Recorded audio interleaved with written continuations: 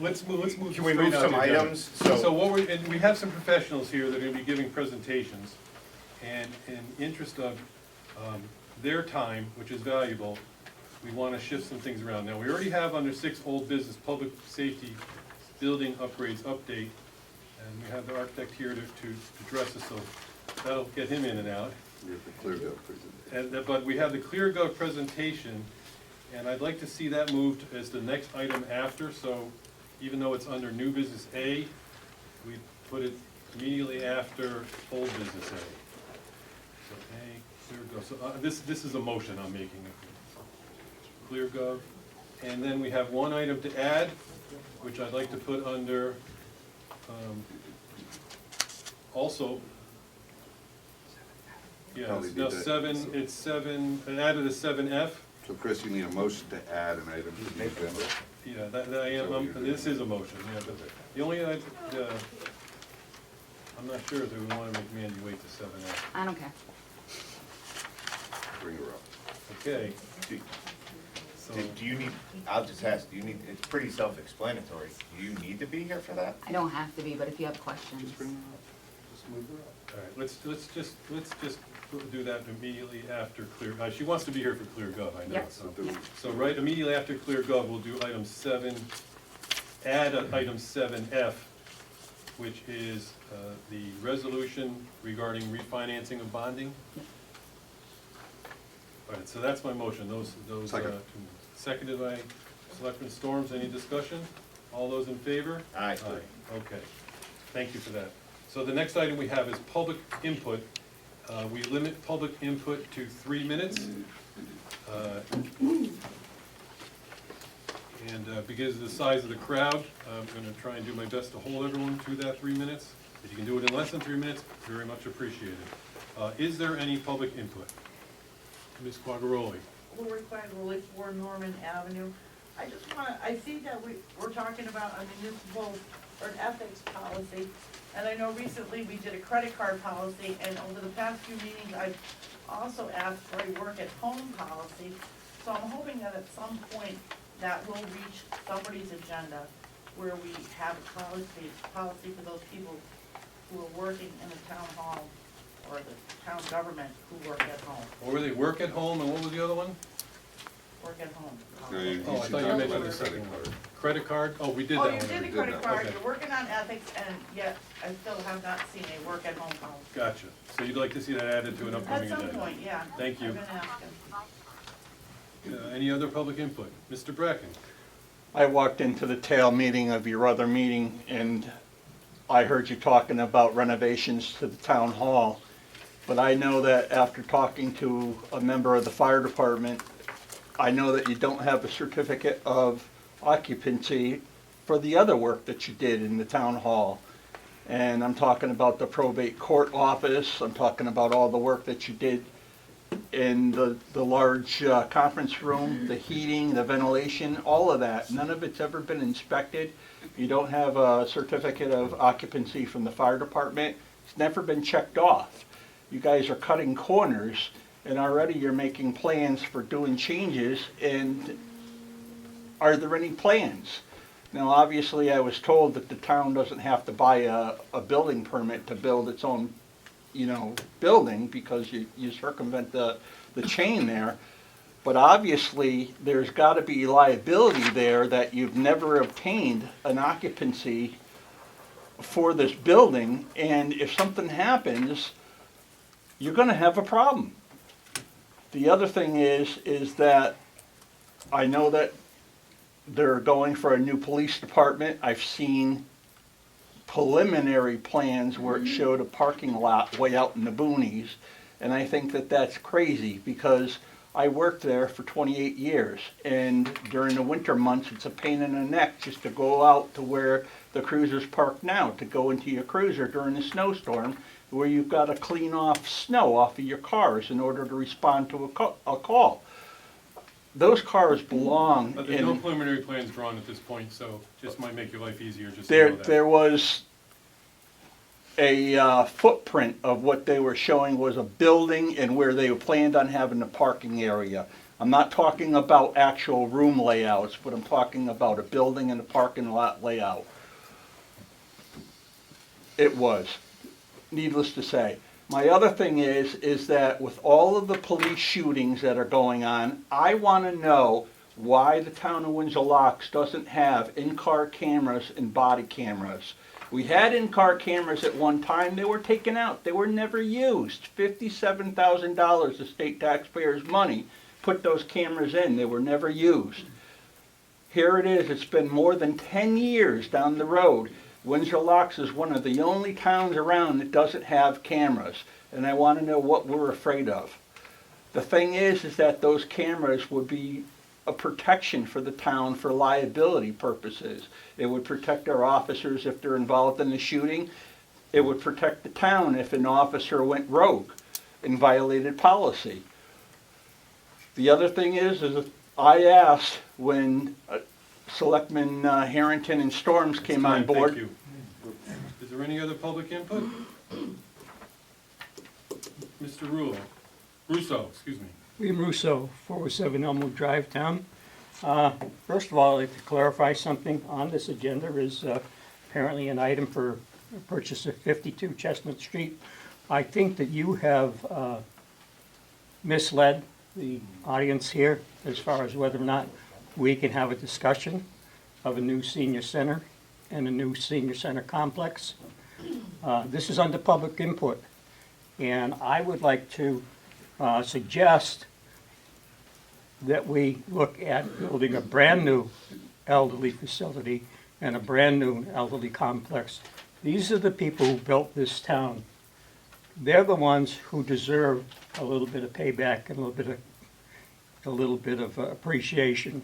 So I am again going to ask and suggest that the Board of Selectmen take that under consideration. As far as the PD, I know, Chris, that you're a big fan of rehabbing buildings. I see Park Plaza up on Route 75. I see the old Windsor, I think it's Wood Group on Halfway House Road. I see a number of vacant properties that we could probably rehab into a new police facility. Plus, I've suggested that maybe we branch out and do substations now to alleviate the overcrowding.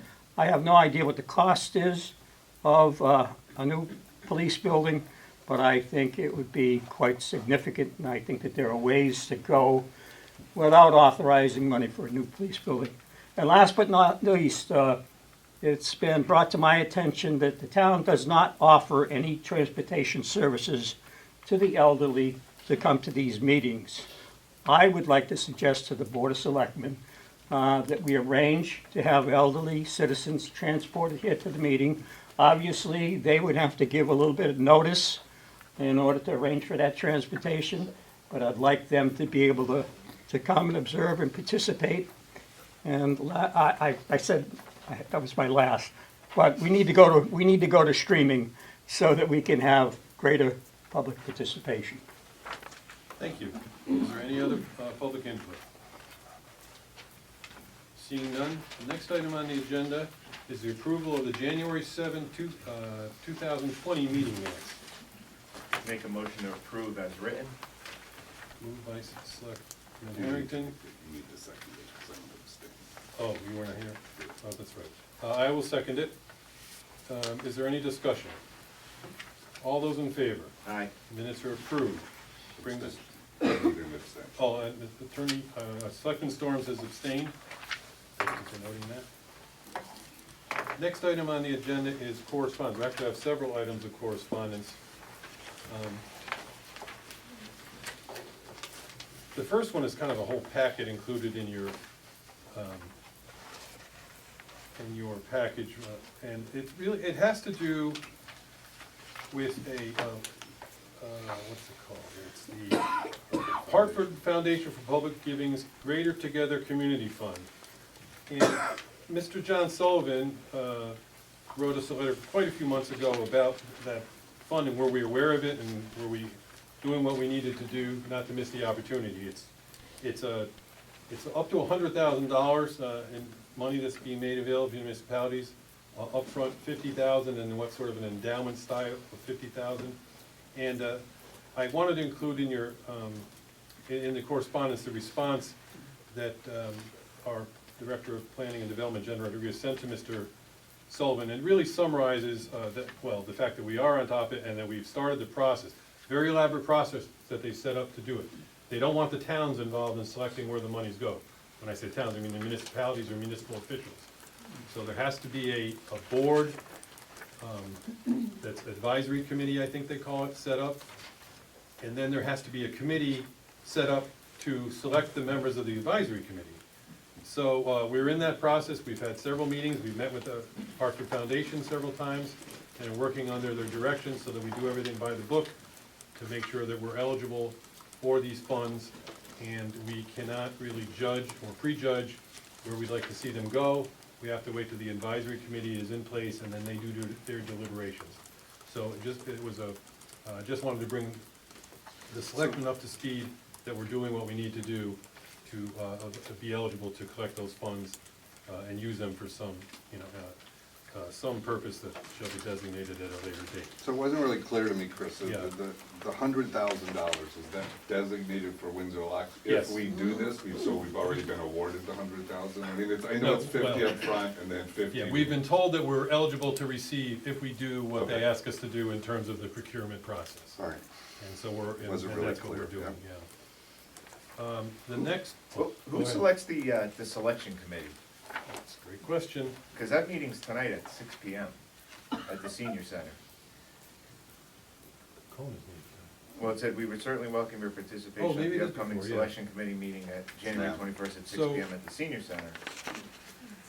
And Anne Marie, hi, Anne Marie, the senior, is also on the selection committee. So I think, you want to jump in if you recall, Anne Marie, because we've got a It's little made bit up of a loss. of numerous individuals in town that, there's about 20 of us or so, and we've been meeting we're forming and reaching out to the community to pick an advisory board. And then we back off, we're done, we just are selecting the advisory board. Right, and I think the selection committee itself was a general correspondence that went out to, town through publication, through social media, through several different ways. And whoever shows up those became the selection committee. And then they're picking members of the advisory committee. And that's the process that we're in. It's the first question that I asked when I went to the Hartford Foundation meeting, because to me, it's all about who picks the committee, and if the committee picks the committee, then who picks the committee that picks the committee, and you just work your way backwards. But it's the process that they set up, so we're doing our best to comply. And so far, they think we're doing a great job, so be it. So is there a selection committee going on right now? There is. There is, Yes, okay. I- You stepped over to here because of other items, but, so is tonight the night they're selecting the, We're still working on it. Still working Work on in it. progress. okay. Yeah. And no one that's on the selection committee can be on the advisory committee. Correct. Yeah. And they can't be an elected or an appointed official Correct. too, Correct. as I remember when this whole thing happened. Okay. Well, yeah. But someday that list will become public? Exactly. We're all giving in our thoughts and ideas on individuals in town. Consulting. So we're gathering tonight to kind of formulate who we asked or who we thought might make a good candidate.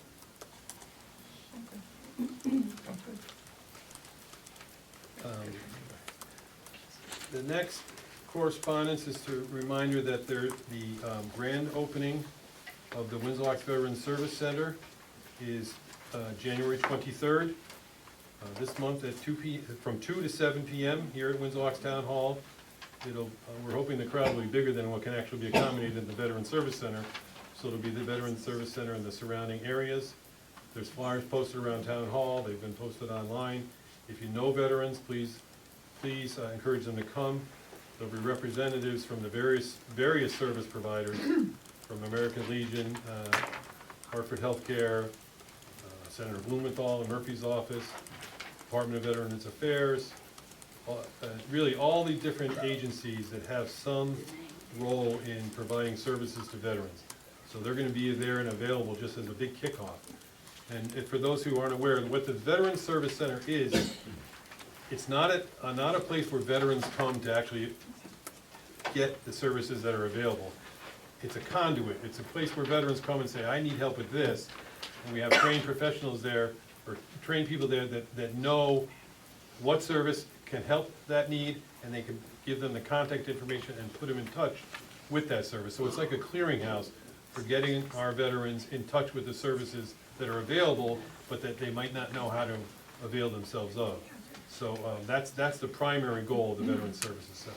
So I encourage everyone to come, veterans, non-veterans, members of the public who are curious, and talk to your friends and neighbors and see if we can get them out there. I'd like to kick this off in a big way.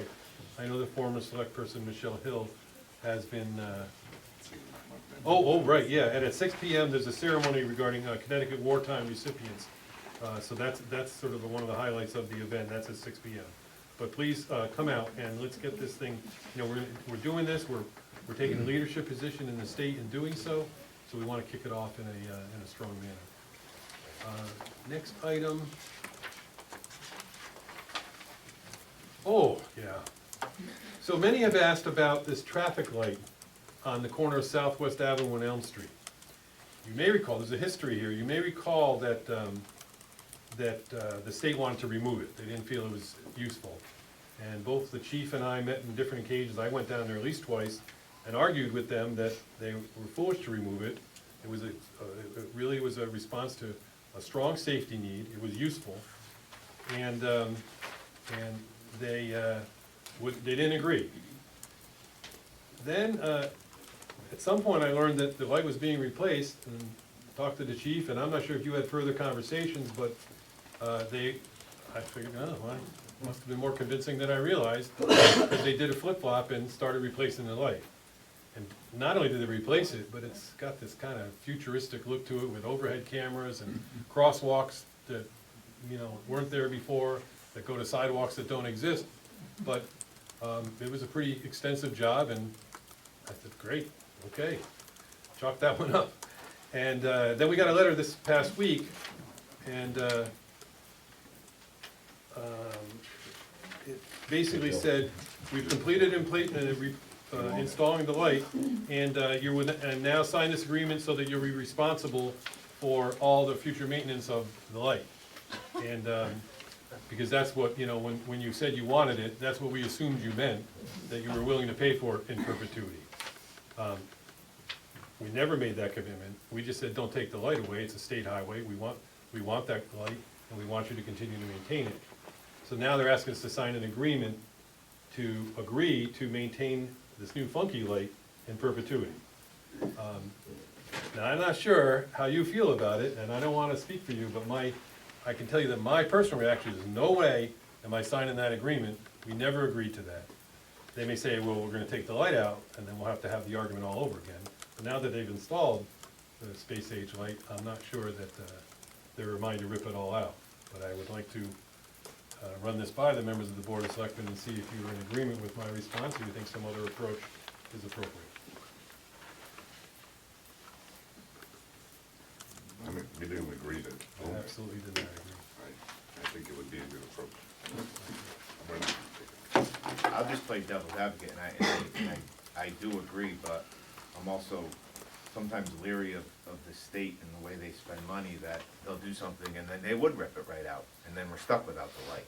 That's my only fear with that, is that I've seen them build something and then Explore options. take that. I mean, what does it cost what are we looking at? I mean, what's the dollar amount? I guess, I mean, are we talking, tens of thousands of dollars, or are we talking a couple of $100? You could go a year without having any cost, and then you could have a year where you have a $30,000 cost. Holy. Depending on what portions of the electrical system fail. The one in West and Spring just went out. Yeah, we And, waited for that for a long time. Can I have order here, Mr. Lambert? And it took a long time to get the part, and it was fairly expensive. So it's an unknown, Yeah. but it's an expense nonetheless, and I don't want to agree to anything that I haven't, I don't think we should just agree that they interpret, oh, okay, Windsor wants the light, good, let's put it in, but then it's their responsibility. That's not what we agreed to And You're just gonna go down and have some discussion. we're gonna go and say thank you, but we're not signing Which the I agreement. agree with. I just- We're I not just- signing the agreement, yeah. we never agreed to I just don't that. want them ripping it out. And please let me know what the process is if you intend to backtrack, because I don't think they can just take the light out without engaging in the process. Okay. So, What about the cameras? Where do those go? Where do those report to? well, we don't, we've not had an explanation from DOT as to what this new funky light does, but we think the camera has to do with knowing when there's a car parked at Southwest, so they can bypass the the green on Southwest and just keep Elm green all the time, which is what they wanted to do to begin with. They just wanted to, put a stop sign. So it basically would have the same effect. If there's no cars on Southwest, they bypass the system and just go straight green on Elm. I think that's what the light does, but we've not had the courtesy of an explanation at this point. So that's where we are in that. I'll send the letter and I'll keep you informed. Okay, that, I believe, finishes correspondence. You got, one more. The, Grove Street, oh, that one. Oh, yes. Okay. What a meeting. So, we have we own property behind the senior center that runs from the senior center to Grove Street. It's used as a secondary access to the senior center. That property is encumbered by an easement to the owner of the property that's behind the senior center, that faces Grove Street, that they can use it as a driveway to get in and park the cars in the back of their building. That system has worked for 30 or 40 years and with really any problem. A new owner of purchased the property and blocked the exit and just cut it off so that people couldn't access the senior center from the backside anymore. Of course, went to the lawyers and made it clear that they didn't have the legal right to do so. And we've gone back and forth, not completely without incident. And so expressed a willingness with the owner to sit down with the council involved and trying to work this out. Our town attorney and their attorney have, and I don't want to say where the blame lies, but for whatever reason, they haven't come up with a date yet to hold that meeting. And this is a letter from the attorney for the property owner, saying that he's ready, willing, and able to meet. Oh, it wasn't in your packet? Saying that they're ready and willing to meet as soon as possible. So we will revisit the town attorney and see if we can get that going and see if we can try and resolve that matter. There might be several different ways to approach the problem, but I just wanted to let the selectmen know, be aware that that problem has popped up. But this is going through the town attorney's office. Right. Yeah. I mean, that's basically, so the two attorneys should set, I mean, I'll be happy to attend, as I'm sure the property owner will, but the two attorneys involved should work on their calendars and schedule a meeting so that we can sit down and discuss it. Okay.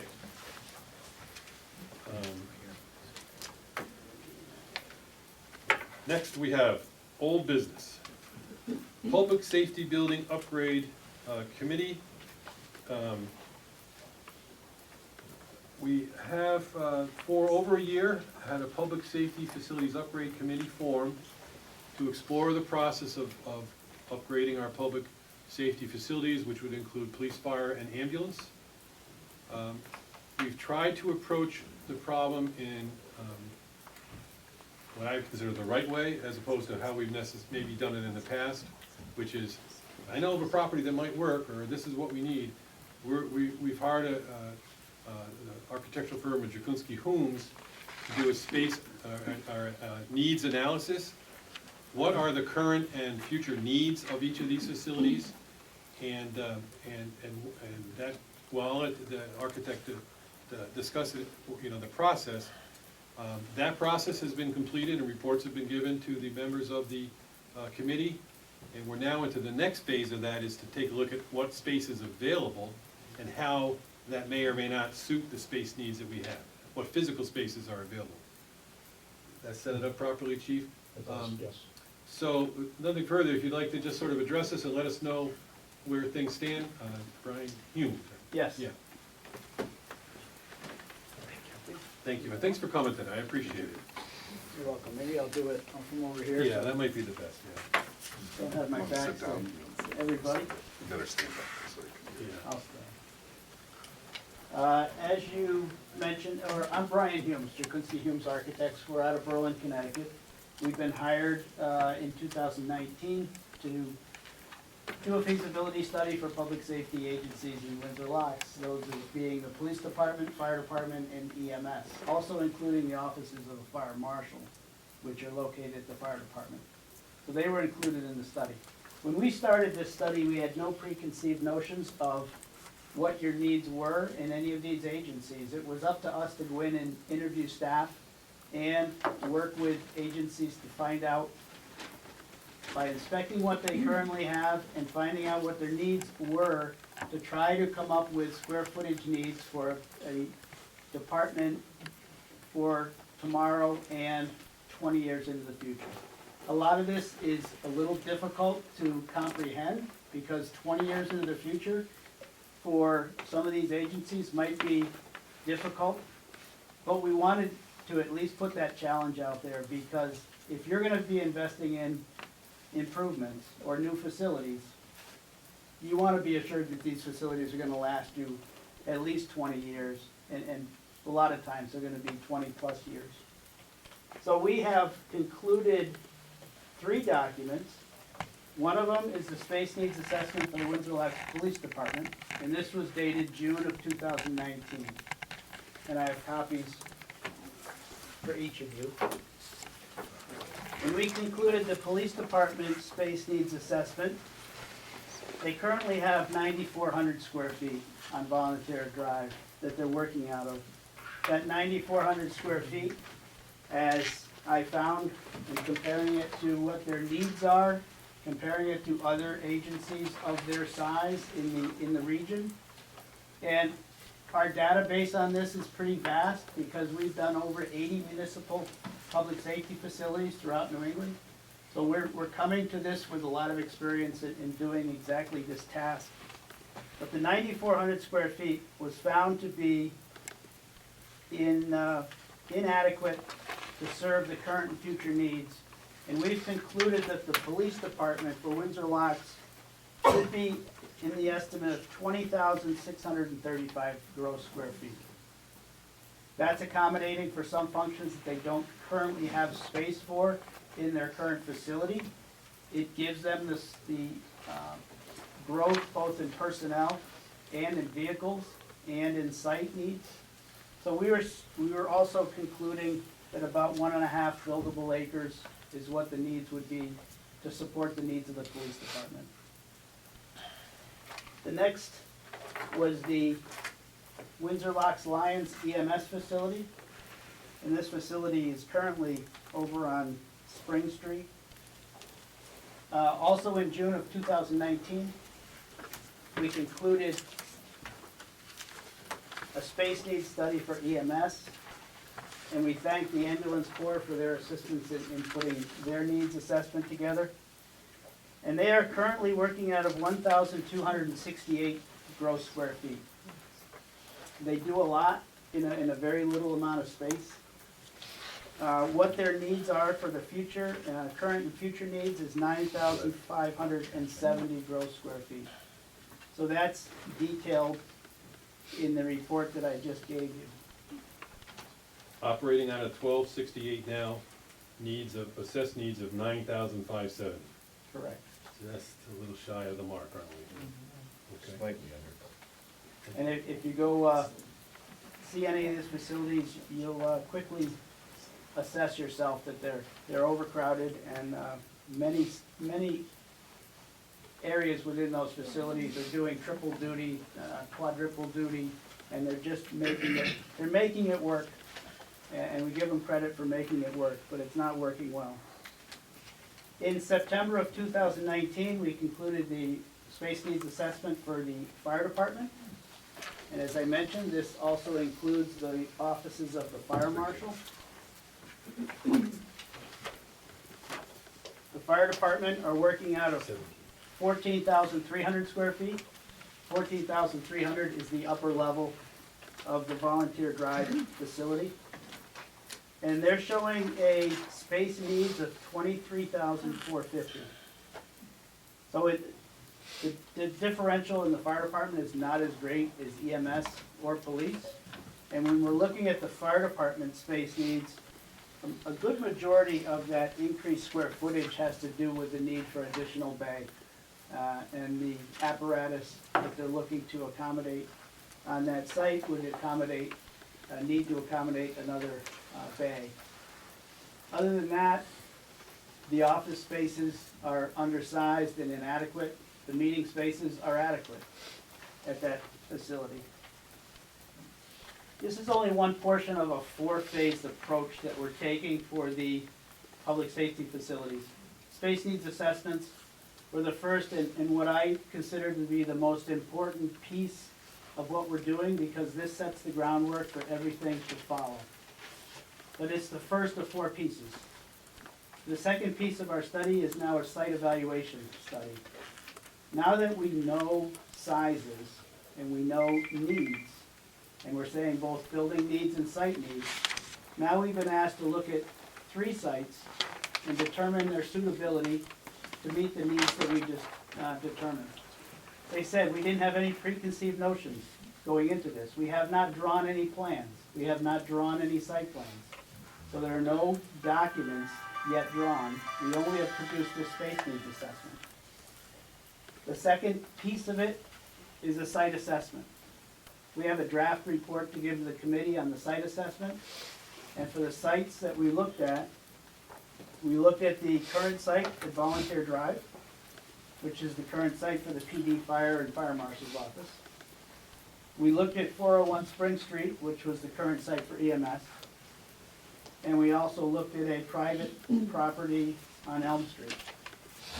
And our assessments of all... Just interrupt, just so there's no mystery in the room. The private site, I don't know the address, but it's a property owned by the Rancari family. 558. 558, 4 something acres, my memory, something like that. And that property has been offered at no cost to the town of Windsor Locks on some conditions, it's the naming and things of that nature. It's a generous offer by the Rancari family if it's used as a public safety facility. So that's one of the reasons that site is among the 3 being considered. That current site is 4.72 acres 4.7. at 558 Elm Street. Just past the brick building, is that open property? So in concept, you have 3 very good sites for consideration. The third component... Excuse me, Mr. First Selectman. Yeah. I hate to interrupt right now. If you remember, at the initial meeting of the Public Safety Committee, that site was withdrawn. They asked to give me, they have 90 days to make a decision.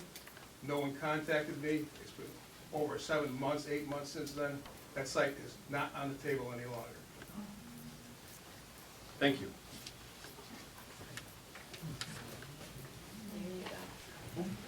So I'll continue. The third phase of our study is schematic design. So this is when we can then apply the needs to a site and now develop site plans and floor plans on how the needs can get accommodated on those different sites. We haven't been authorized to start the schematic design portion yet. We want the site assessments to be completed and accepted. So there's been no approvals to do schematic design, but that would be our next step.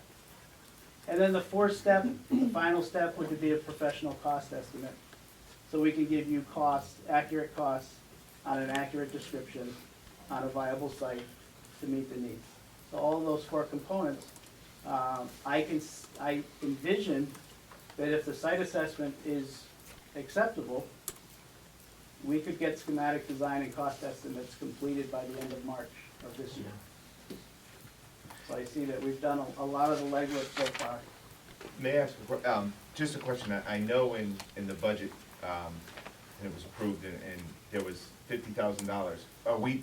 Does the next two steps Yeah. also, it's all All encumbered included. into that Yes. 50,000? Okay, so It is. we have no additional expense, but we can keep moving the ball forward. It's all included in the original scope Okay. and contract amount. So in summary, that's where we are. We still have work to do, but I thank you and staff for helping us out to get to this point. This was really to bring you up to speed where we are now. So there's still many things to do, so we envision coming back, especially at that time. when- Sometime probably March or Probably maybe late April. March, early April. Yeah, April, it sounds like, 'cause- Absolutely. So any questions? Or I know you have a big agenda tonight. Great agenda. Thank you for coming tonight, I appreciate it. Thank Thank you. you, Chief. Can the public ask questions of the gentleman? At this time, no, you're welcome to make your comments during the second public input section of the rules. Thank you. Okay, that brings us to the next item, which we moved up to, is the presentation from ClearGov. ClearGov, I guess, is best described as a transparency platform, transparency and civic engagement, and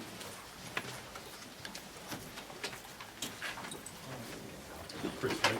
Yes. And we have with us from ClearGov, Chris Bullock, who will make the presentation and share with them when we get set up. Yeah. So just as a recap, this is the first of two presentations. Grease of coffee also. Our slide here. Pretend, please.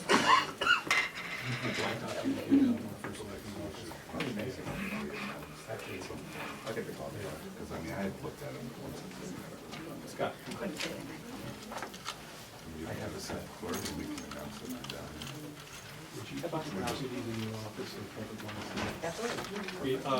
There'll be a copy of those three reports that were just handed in, available at the town clerk's office for public inspection if you're interested in looking at it. Thank you, Mr. Assistant Town Clerk. Okay, we good? It's flat, just towards the little, on this side of the room, you can see the full screen.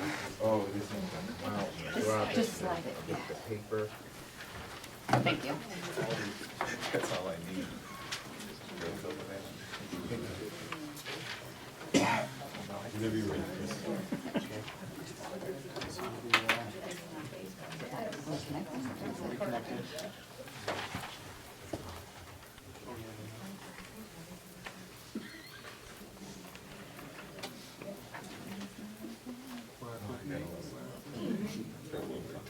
It worked before. Yeah. It's in auto power off, 5 minutes, That didn't shut down, no did it? signal. Projection may go off now.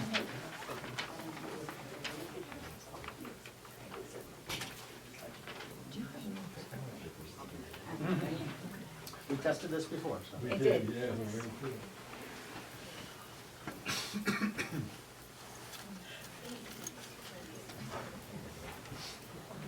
I may have captured your previous presentation. What's that? I may have captured your previous presentation. Oh, did you? I might have. Okay. Could be your report. It could be. If you look for HDMI specific.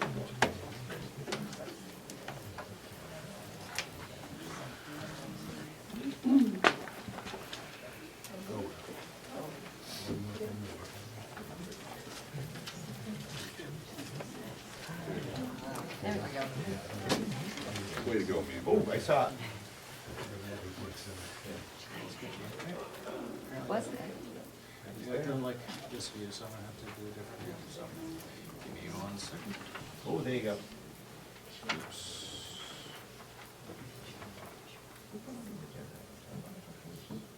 Does it make this a little bigger for everyone? Okay, I think we're good to go.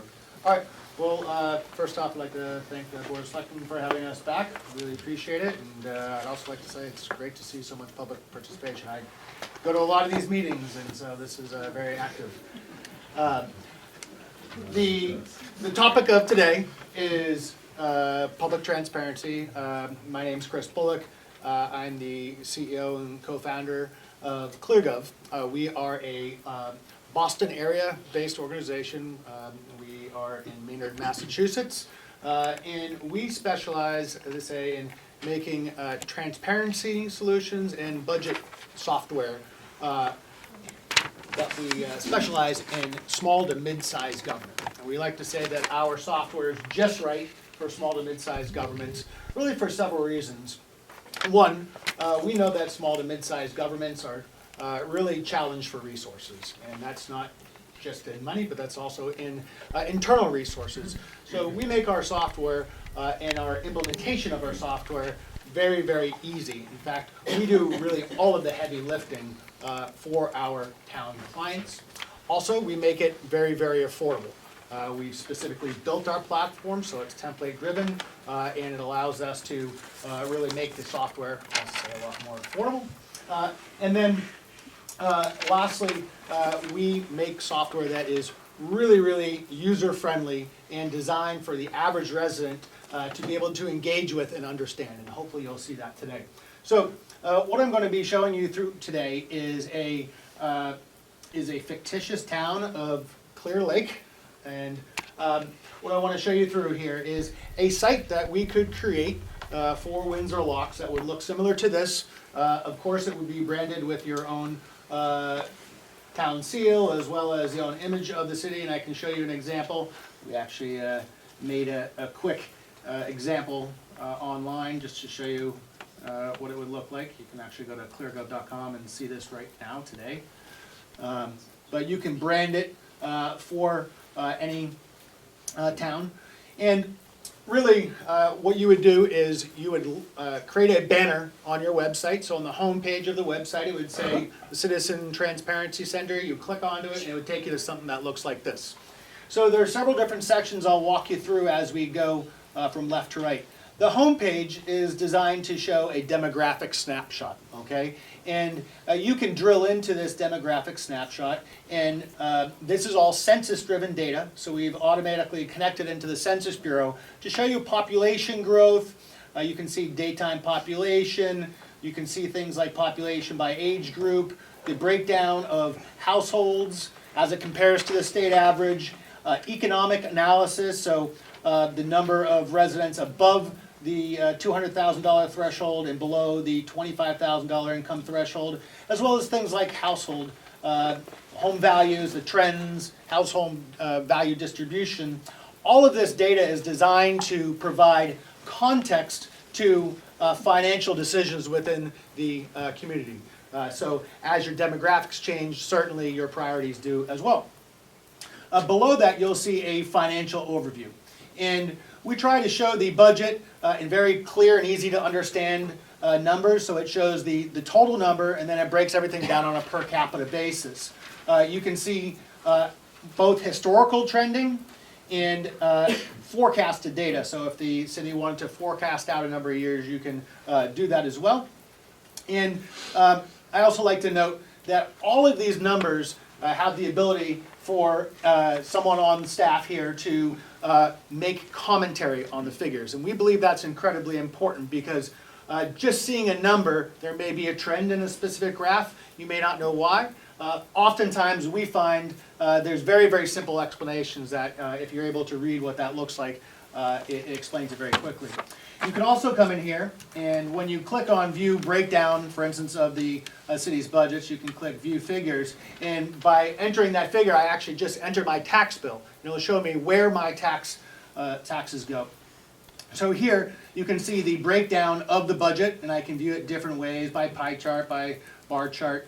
But then it breaks down every category of spend. And you can see, again, it's showing budget versus actual. If they go over budget in a particular area, you'll see kind of these the red parts of the graph. So you can see general government went over budget here. So it really shows you the performance as well as forecasted data. And I should mention to the select board here that if you don't want to show forecasted data, you don't have to. All of this is completely configurable. Each one of these categories, I can click into View Breakdown and very quickly and easily see a breakdown of public safety. In this instance, it's all police services, but maybe if it's fire department, EMS, you can show the breakdown here. And I can consecutively drill into these categories. So if I wanted to drill into the police department, I can see that in this instance, most of it's contract services. And as you get down to the base level categories of the budget, you can actually click View More Detail and see every single line item from their accounting system, how that breaks down, what was budgeted, and if the town chooses to do so, you can also make available check level detail. So you can literally click on any line item in the budget, it pulls up check level detail, shows you vendor and a description of the check.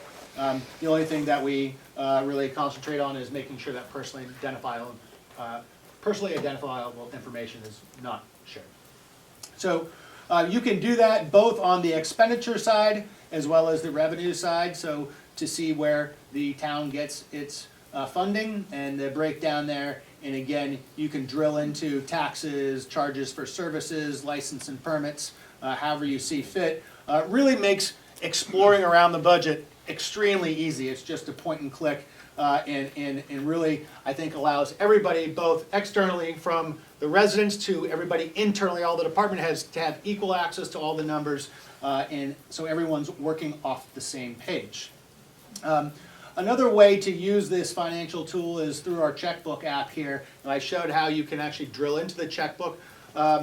This is a checkbook search tool. So this is a tool that you could search for any vendors, and it'll pull up all the checks that are paid to that vendor. You can search for a particular type of spending by category within public works or police or what have you, and then also look at a particular time frame. So really the platform, as I mentioned, is a financial transparency tool kind of at its core and foundation that gives the town the ability to customize the level and granularity of the detail, and it provides a whole new way for them to present the budget in visual form to everybody in the community. Now, beyond that, we really felt as we developed as a company that transparency should be more than just financial transparency. Really, I think people want to know, and as evidence so far tonight, people want to know the projects that are going on. How's the money being put to use? And so we've really kind of expanded what it means to be transparent and created these new project pages. So this would allow the town to actually create any project pages, and they can create as many as they like. So here's an example of one we created around intersection improvements. And so this shows a project that they're doing to revamp downtown, and you can put a description in here. You can put images in here, and then you click on that, and it pulls up all the schematics. So all of this stuff, maybe that's in a lot of these binders or that you're seeing at public forums, can now go online and anybody can access. They can also put all these documents, so this document can be converted to a PDF, and then you can access it from here. There's maps to show where the project is affected.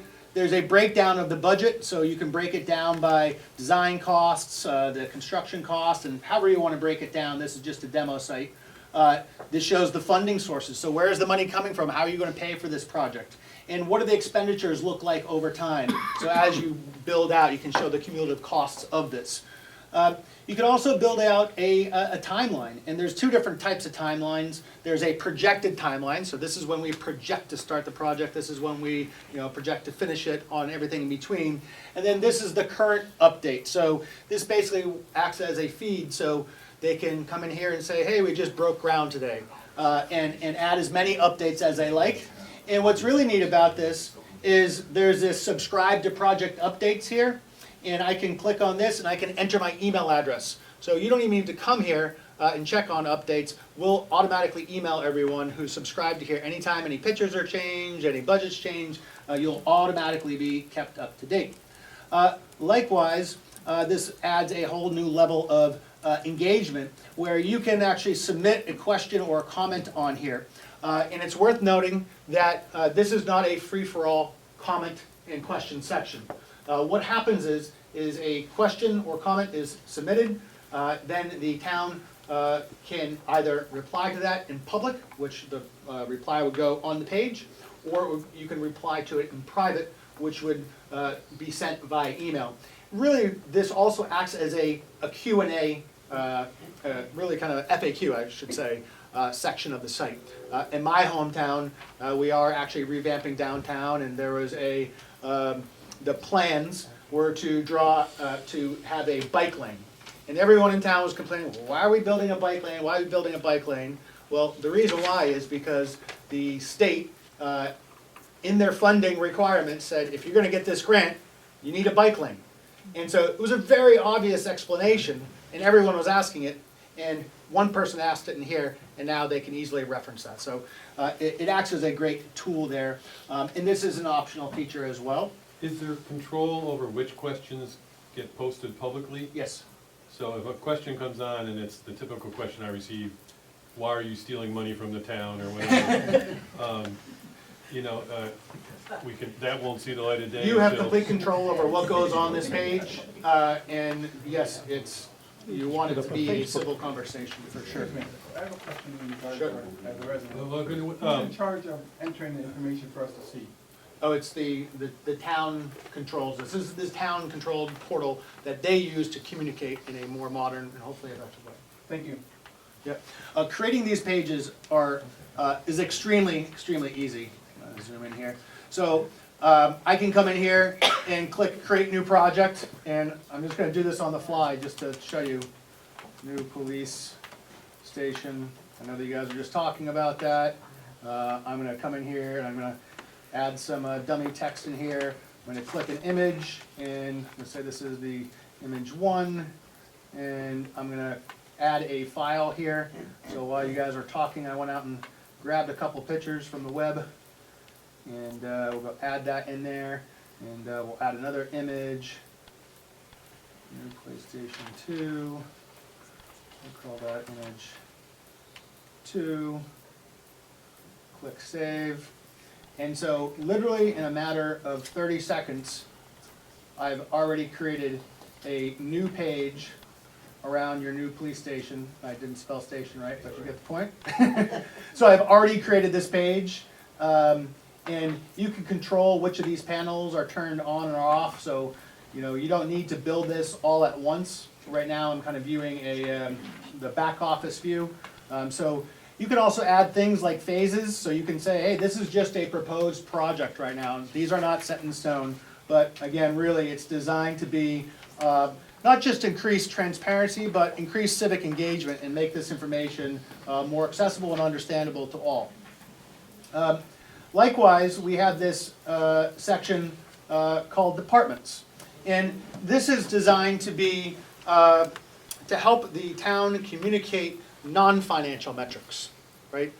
Really, I think everyone understands the need and value to pay taxes, but we just want to know that the tax dollars are put to good use. And I think what we're hearing from a lot of towns is that they want to show the progress that they're making. And it's not just in financials, it may be in crime, reducing crime. We heard that a little bit earlier. And so you can actually create a dashboard around any department.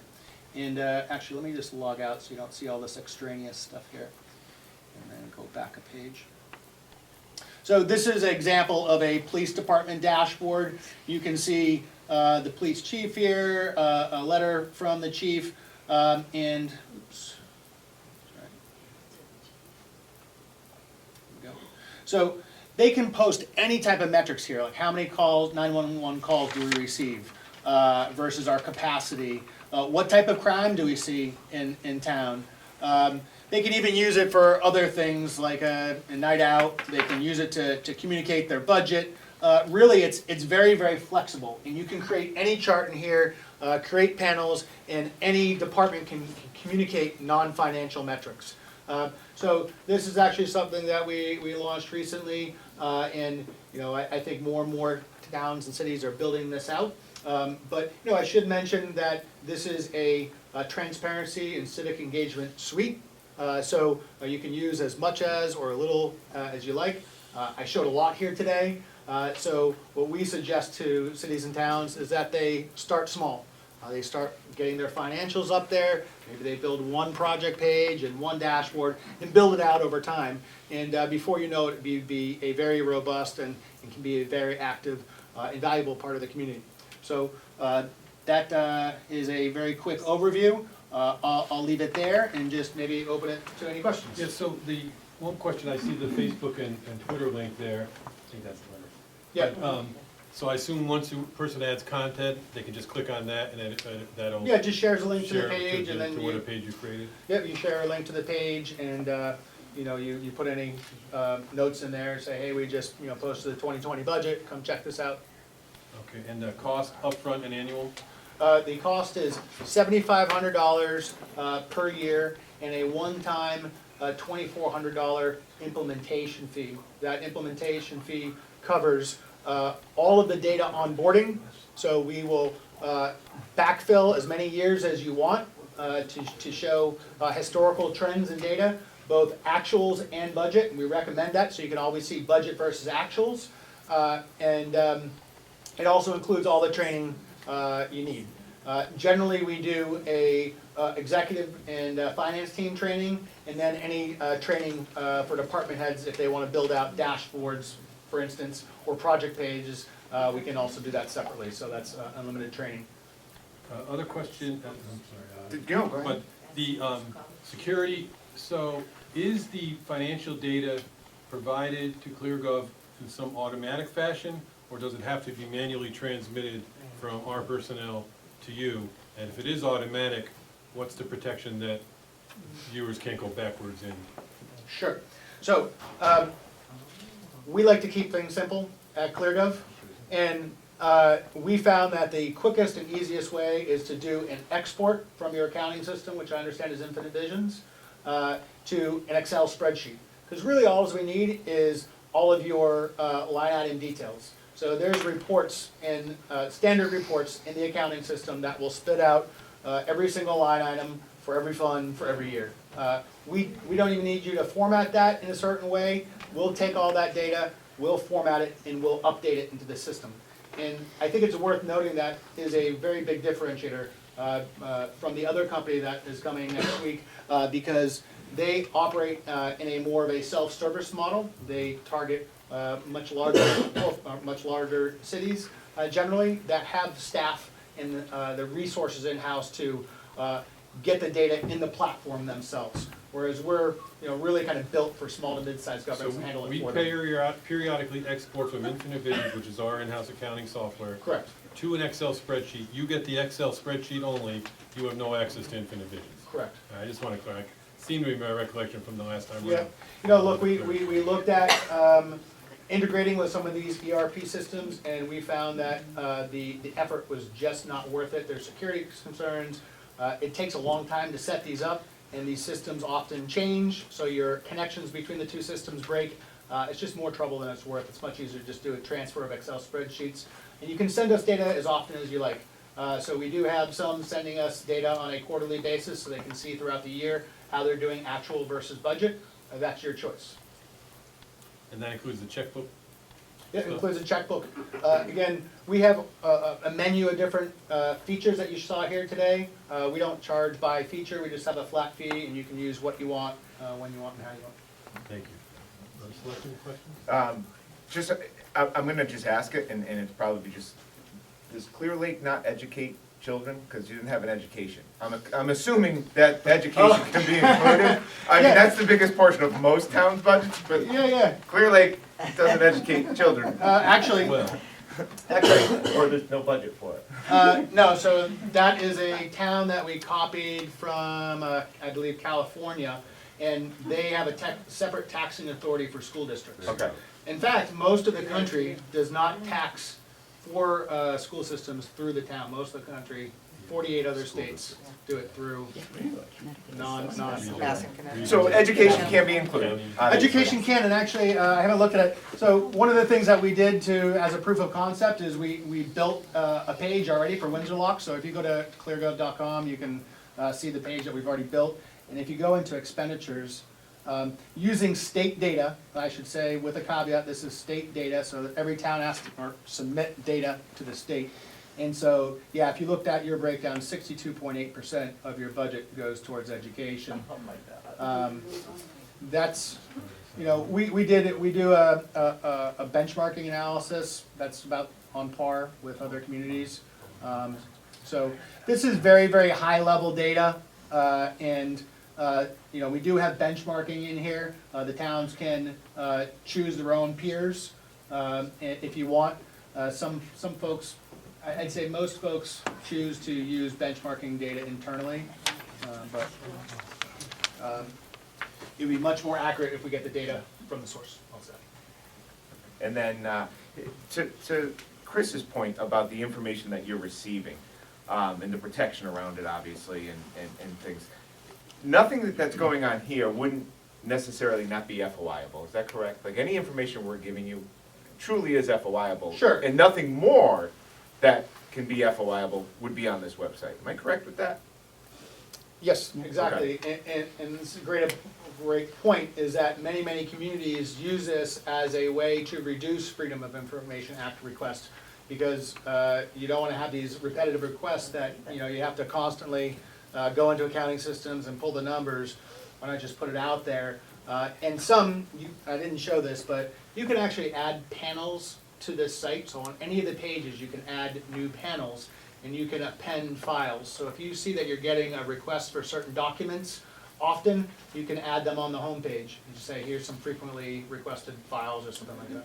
So, and I know that the town does receive a lot of FOI requests, all the different departments, and I don't know if you know the answer, maybe we can reach out to FOI. Could a response be to an FOI request about a financial data just be a simple email back where it's available on cleargov.com? Yes. Yes. Yes? No I've way. already asked that question. you've asked If that if the information is already readily available, you can point them to the source. You can give them a link instead of the actual report. That is correct. Okay.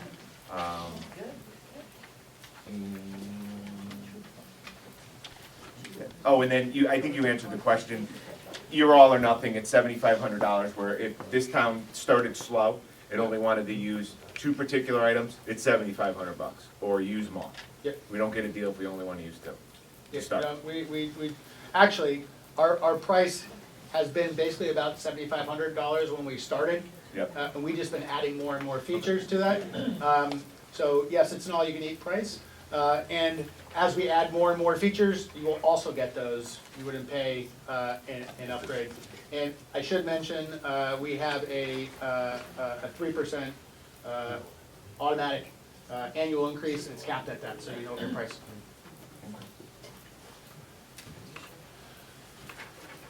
Okay. Anything further? Any further you need? Thank you very much Great. for taking your time to present. It was a very Thank you nice so much. presentation. A lot of information in a short period of time. I Great. appreciate that.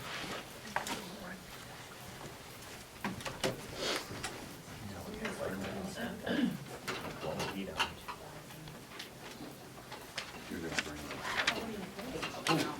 Yeah.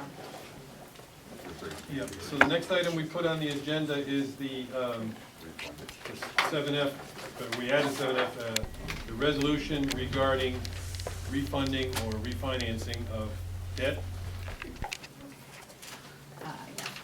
So. And there is a resolution in your packet. There is a resolution. So basically what this is this, this debt is existing debt of the towns. It's already been authorized, it's already gone to referendum, all the steps that it needs to go. This is just an authorization to reissue this debt. So basically what happens is you consolidate, we plan on issuing debt probably in February for some existing projects that are already ongoing that were approved during prior budget processes. So what we would do is we would kind of piggyback on that. So we would save on our issuance costs so that we're not issuing debt all by itself and we're not gonna pay all the fees. We're already issuing at the time so that all the fees that we pay will be combined and rolled in. And basically all it does is it saves you interest. And so the estimated projection of interest would be $136,000, and that's over the life of the remaining loan. So these are, like I said, currently outstanding, they're already in our debt service numbers. It would just restructure it so that we could save some funds over time. So entertain a motion to approve the resolution in the form that's been provided to the board. I will make that motion, if I could say, to approve the resolution as written on a piece of paper. And it can be submitted for the record. With the minutes. With the minutes. That's my motion. Seconded, any discussion? It's really just allows us to Yep. restructure and Yeah. refinance.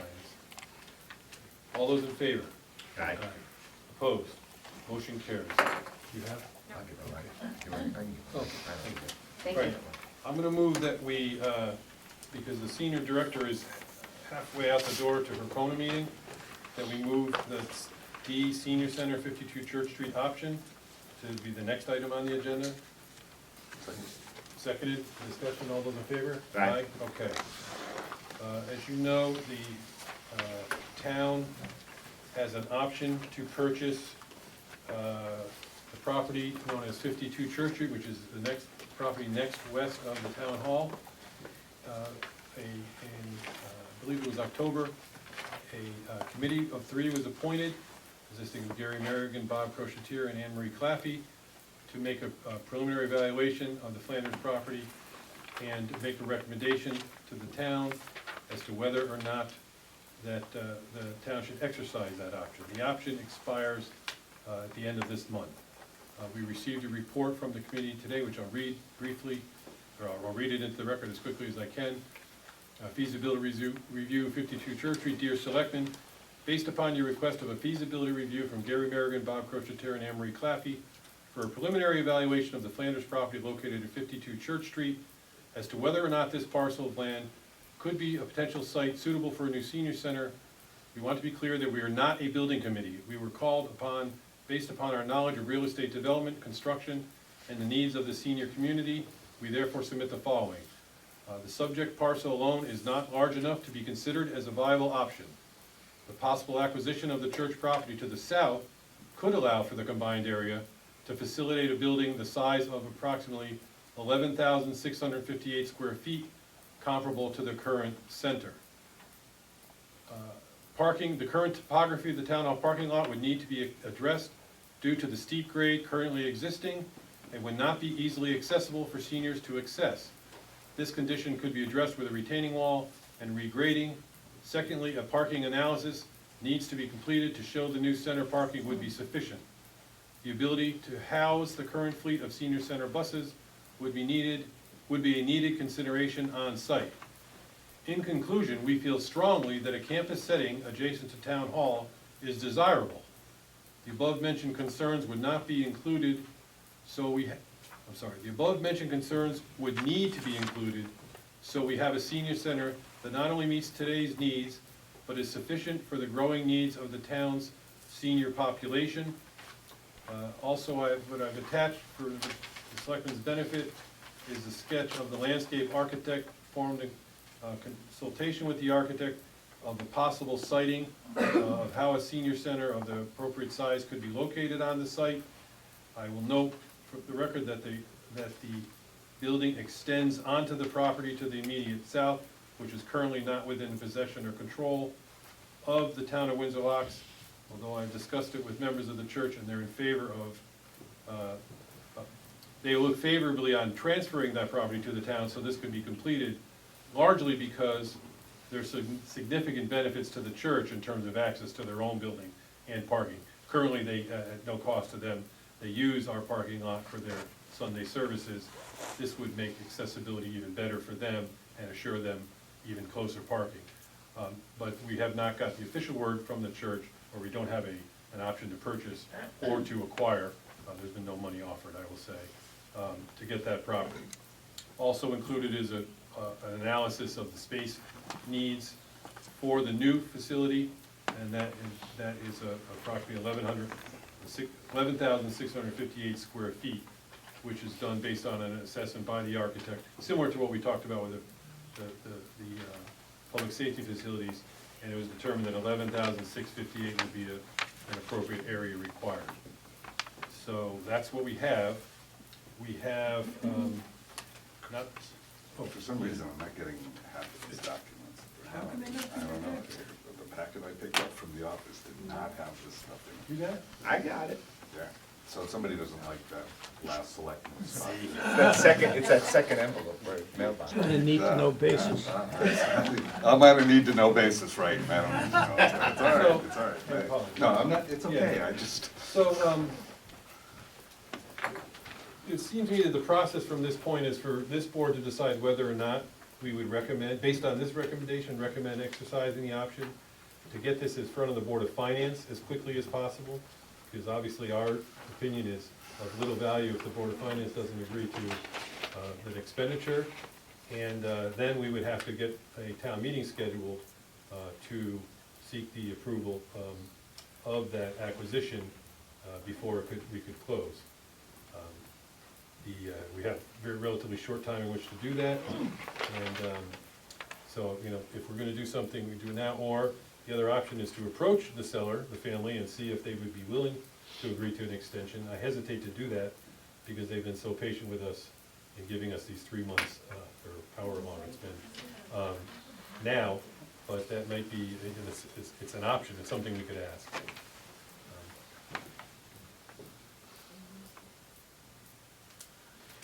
I mean, honestly, I find the report a little bit confusing, personally, because on the one hand, it says that a campus site is desirable.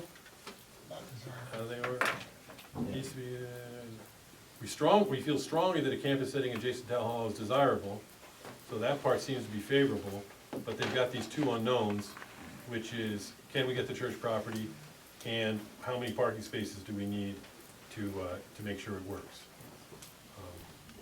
So I don't think we have, I mean, it's not a clear cut, I mean, I think they did what they could with the situation, but we don't have a clear cut recommendation one way or the other.